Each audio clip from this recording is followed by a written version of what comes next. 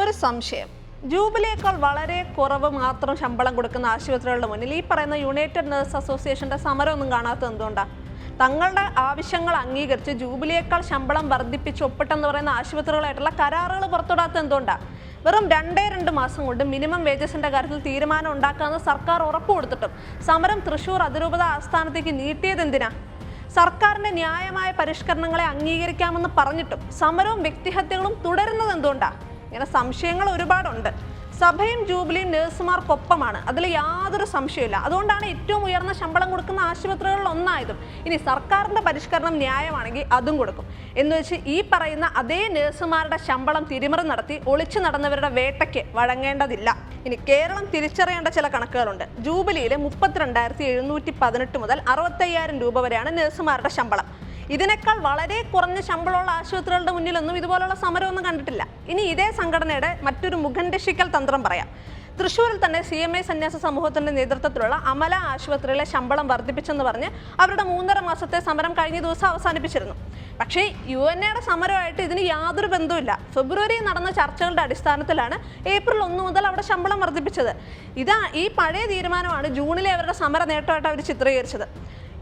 ഇനി ജൂബിലിയിലേക്ക് തന്നെ മടങ്ങി വന്നാൽ അമല ആശുപത്രിയിൽ വർദ്ധിപ്പിച്ച അതേ ശമ്പളം കിടക്കകളുടെ എണ്ണം അധികം ഉള്ളതുകൊണ്ട് 2017 മുതൽ തന്നെ ജൂബിലി കൊടുക്കുന്നുണ്ട്. 2023 ഇടക്കാല ആശ്വാസമായിട്ട് വേതനം വർദ്ധിപ്പിച്ചെന്ന് മാനേജ്മെന്റ് വ്യക്തമാക്കുന്നുണ്ട്. ഇതാരും ചോദ്യം ചെയ്തിട്ടുമില്ല. ജൂബിലിയിലെ ഡോക്ടറെ കാണാൻ 2 ആഴ്ചത്തേക്ക് 100 രൂപയും സൂപ്പർ സ്പെഷ്യാലിറ്റി ആണെങ്കിൽ 200 രൂപയാണ് ഫീസ്. ഇനി വാർഡിൽ ചികിത്സയിൽ കഴിയുന്നവർക്ക് ചെറിയൊരു വാടകയുണ്ട്. അതിരൂപതയിലെ ഇടവകയിലുള്ളവർക്കും ഇതര മതസ്ഥർക്കും വികാരിയച്ഛന്റെ ശുപാർശയായിട്ട് വന്നാൽ 30 മുതൽ 40% വരെ ഇളവുണ്ട്. ഇനി കഴിഞ്ഞ വർഷം കൊടുത്ത ചില ഇളവുകൾ പറയാം. ജൂബിലി കെയർ കാർഡ് 2.69 കോടി, മറ്റ് ചികിത്സാ ഇളവുകൾ 7.38 കോടി, മുറിച്ചുണ്ട് ശസ്ത്രക്രിയയ്ക്ക് ഇളവ് 1.79 കോടി, ജൂബിലി ഹെൽത്ത് സെന്ററുകൾ വഴി സൗജന്യ ചികിത്സ, സൗജന്യ മെഡിക്കൽ ക്യാമ്പിന് 19 ലക്ഷം, സൗജന്യ ഡയാലിസിസിന് 92.37 ലക്ഷം, പാമ്പ് വിഷത്തിനും മരുന്ന് സൗജന്യമായി നൽകുന്നുണ്ട്. വാർഡിലെ രോഗികൾക്ക് സൗജന്യമായി ഉച്ചയ്ക്കും വൈകുന്നേരവും 365 ദിവസവും ഭക്ഷണം. ഇതൊക്കെയും ഈ ഭേദപ്പെട്ട ശമ്പളമൊക്കെ നടപ്പാക്കുന്നത് നിങ്ങൾ അധിക്ഷേപിച്ച അതിരൂപത അധ്യക്ഷന്റെയും സഭാ നേതാക്കളുടെയും ശ്രമഫലമായാണ്. അതിന്റെ ഉറവിടം നഴ്സുമാർ ഉൾപ്പെടെയുള്ള വിശ്വാസികളുടെയും അഭ്യുദയകാംക്ഷികളുടെയും സംഭാവനകളാണ്. ഇനി പറ, UNA സമരം നടത്തിയ സ്ഥലം മാറിപ്പോയില്ലേ എന്ന് ആത്മപരിശോധന നടത്തണ്ടേ? തുടക്കക്കാർക്ക് പോലും ബേസിക് സാലറി 40,000 രൂപയും മൊത്ത ശമ്പളം 60,000 അതിന് മുകളിലേക്കൊക്കെ കൊടുത്താൽ പിന്നെ ഇങ്ങനെയുള്ള ആശുപത്രികൾ ഉണ്ടാവില്ല. UNAക്ക് പ്രിയപ്പെട്ടതും സാധാരണക്കാർക്ക് സ്വപ്നം കാണാൻ പോലും പറ്റാത്തതുമായ വലിയ ആശുപത്രികളെ ഉണ്ടാവുള്ളൂ. ജൂബിലിയിലെ ഭൂരിഭാഗം നഴ്സുമാർക്കും ഈ യാഥാർത്ഥ്യം മനസ്സിലായതുകൊണ്ടാണ് അവർ ആ സമരത്തിൽ നിന്ന് പിന്മാറിയത്. മറ്റ് നഴ്സുമാരും അവരുടെ കുടുംബാംഗങ്ങളൊന്നും സഭയ്ക്ക് അന്യരല്ല. നമ്മളുടെ കുടുംബങ്ങളിൽ ഉണ്ടാവുമല്ലോ മറ്റ് സ്വകാര്യ സ്ഥാപനങ്ങളിൽ ജോലി ചെയ്യുന്നവർ. അവർക്ക് ലഭിക്കുന്ന ശമ്പളം ആനുകൂല്യങ്ങളൊക്കെ ഒന്ന് താരതമ്യം ചെയ്ത് നോക്കണം. സഭാ നേതാക്കളെയും അവരുടെ സ്ഥാപനങ്ങളെയും അവഹേളിച്ചും അഴിമതി ആരോപണങ്ങൾ നടത്തിയും സംശയത്തിന്റെ നിഴലിലാക്കുന്നത് രാജ്യമൊട്ടാകെ ഇപ്പോൾ ആസൂത്രിതമായി നടപ്പിലാക്കുന്നുണ്ട്. ആരെഴുതിയ മുദ്രാവാക്യങ്ങളാണ് നമ്മൾ ഏറ്റുപിടിക്കുന്നതെന്നും അവർ എന്തുകൊണ്ട് മറ്റിടങ്ങളിൽ കൊടി ഉയർത്തുന്നില്ല എന്നുള്ളത് നമ്മൾ ചിന്തിക്കേണ്ടതല്ലേ? ജീവനക്കാർക്ക് ശമ്പള വർധന ഉണ്ടാവണം, പക്ഷേ അത് സഭയുടെ സ്ഥാപനങ്ങളിൽ മാത്രമല്ല മറ്റ് ആശുപത്രികളിലും സ്വകാര്യ സ്ഥാപനങ്ങളിലൊക്കെ ഉണ്ടാവട്ടെ. UNAയുടെ സമരത്തെ ന്യായീകരിച്ച് വ്യാജ വാർത്ത പുറപ്പെടുവിച്ച സ്ഥാപനങ്ങൾ ഉൾപ്പെടെ അവരുടെ ജീവനക്കാർക്ക് കൊടുക്കുന്ന ശമ്പളത്തിന്റെ ലിസ്റ്റ് പുറത്തു വരട്ടെ. ഈ സർക്കാർ ആശുപത്രികളിൽ കരാറടിസ്ഥാനത്തിൽ നിയമിക്കുന്ന നഴ്സുമാരുടെ ശമ്പളവും പൊതുസമൂഹം അറിയട്ടെ.